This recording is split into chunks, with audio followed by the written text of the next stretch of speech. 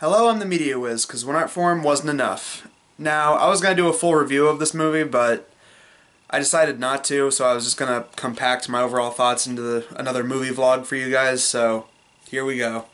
This is Tim and Eric's $1 billion movie. Now, I want to preface this by saying that, for those who may remember when I talked about Friendship is Witchcraft, I made a Tim and Eric joke saying that I didn't really care for the show. Yeah, I don't really care about it. I don't hate it. Like, I don't watch it and go, oh my god, not this crap again. I'm not gonna do that. I have friends that like the show, good for them. And if you like the show, good for you. I don't like hate anybody that just because they like the show. You can like the show, whatever, it's your style of humor. And I don't hate anti-humor, even though I've made that assumption before. I don't hate it. There's stuff that I like that does do anti-humor. I like Aqua Teen Hunger Force, which is also on Adult Swim. I like Red Letter Media, they have a lot of anti-humor. I like meme channels like Filthy Frank, JonTron, iDubbbz, H3H3. I love their stuff, and they're very ironic, kind of meme-based humor. But Tim and Eric, I don't know. I remember laughing at a couple of the skits that were on the show, but I'd never really, I don't know. I was never the world's biggest fan of the show. So then I remember in 2012 when they made the movie, I was like, oh, so there's another Adult Swim show-based movie, and I was like, they did Aqua Teen Hunger Force, so that was a movie. That was a pretty good movie, by the way. If you want to see a really insane film, watch that. So this came out, got some very bad reviews, and so I decided, like years down the road, I was like, okay, I guess I'll watch it again and see what I can say about it, and yeah, it's not very good. And apparently, like, fans of the show didn't even really care for this movie that much. There was a lot of people that said it. Yeah, like fans of the show. I remember one of the biggest criticisms that fans of the show had is that it felt like it was stretched out. Like they took like something that was a very thin premise and stretched it. Even for a Tim and Eric movie, which I have to agree with you guys on that. So okay, the plot itself: Tim and Eric are given $1 billion to make a film. It's very crappy, very pretentious. It's a couple seconds long. They say it has Johnny Depp, even though it's a guy that looks nothing like Johnny Depp. And they were paid the money by a mafia-based film company called the Schlang Corporation, which I'm assuming is supposed to be sort of a play on companies like Troma and stuff like that, which, very good nod. And Tim and Eric just blew the $1 billion budget on dumb things like a suit made entirely out of diamonds, and spray tans so that they look like the Jersey Shore people, stuff like that. And so now the Schlang Corporation's pissed. The boss, Robert Loggia, is really mad, and he wants his money back.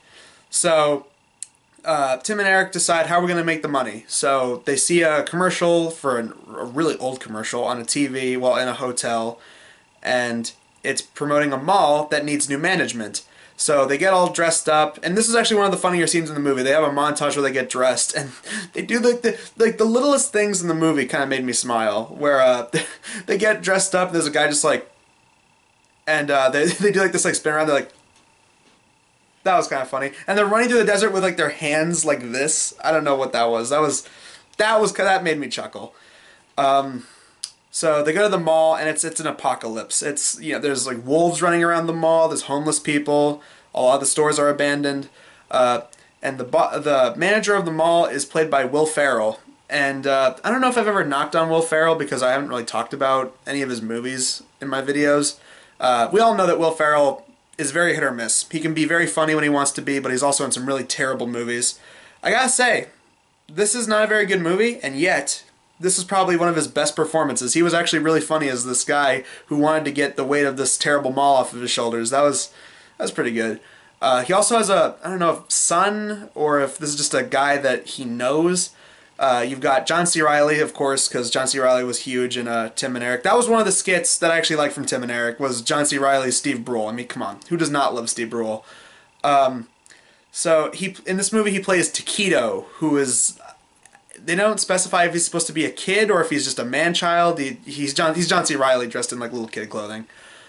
So Tim and Eric run around the mall, have some adventures. They attack a wolf at one point.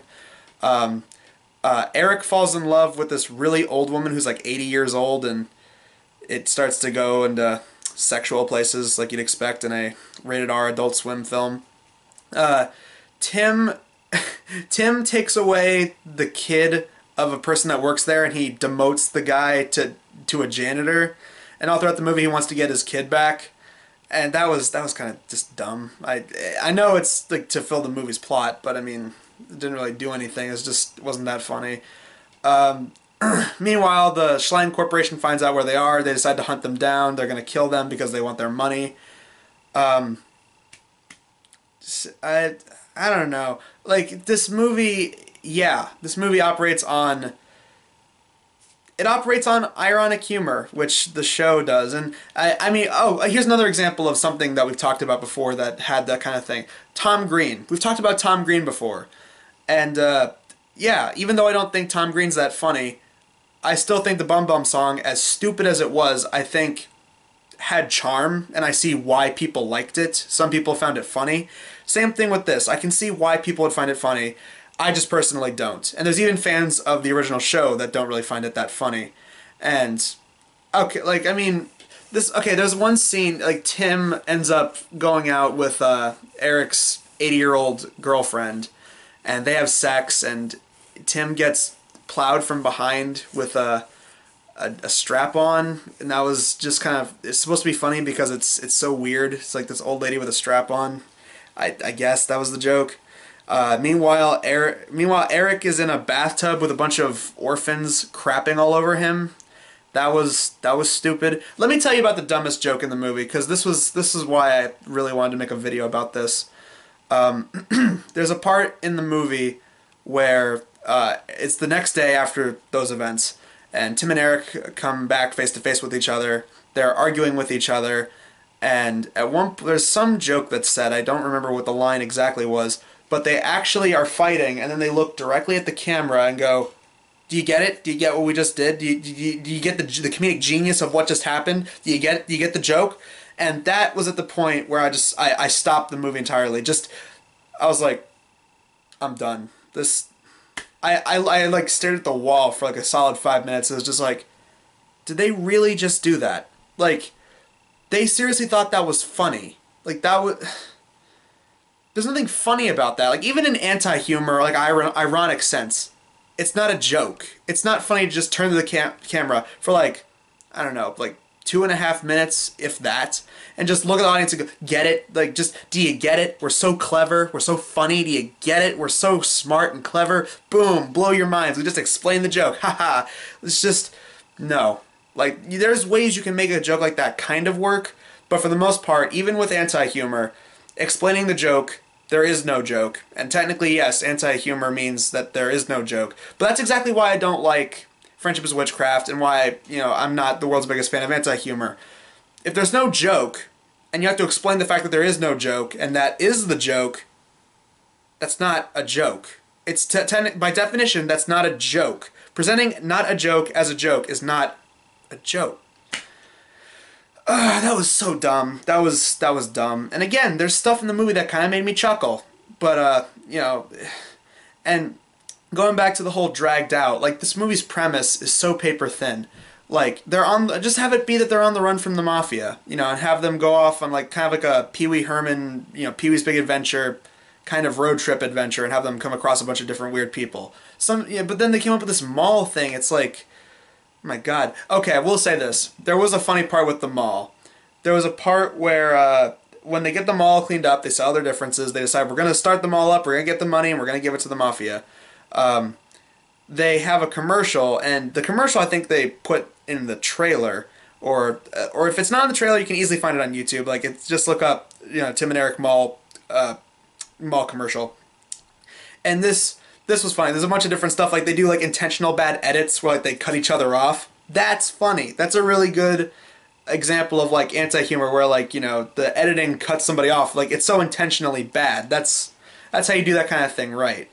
I mean, that's why Filthy Frank works, because, like, it's just so intentionally stupid and badly made, and that's why we love Filthy Frank. Stuff like that where, like, Eric has a great thing about, like, what has he said? Something like, oh, I remember, he's like, He's like, it's like, my dad says this is the greatest mall of all time. Oh, what's that? You think you know more than my dad? Oh, don't fucking come then. That was, that was funny. Like, I'm gonna murder myself if you don't come to my fucking mall. And there's a part where Tim's like, ooh, we got fake trees. Ooh, we got this. Like, like just continuous ooh. There's another part where he like flubs his line. He's like, he says like something like come down to the Swallow Valley Mall. That was stuff like that was funny. But anyway, so things are wrapping up.